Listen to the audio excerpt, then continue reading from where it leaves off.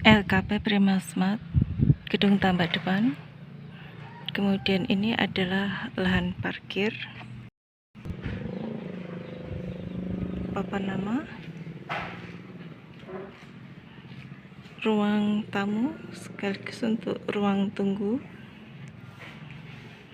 Kemudian di sini untuk ruang administrasi,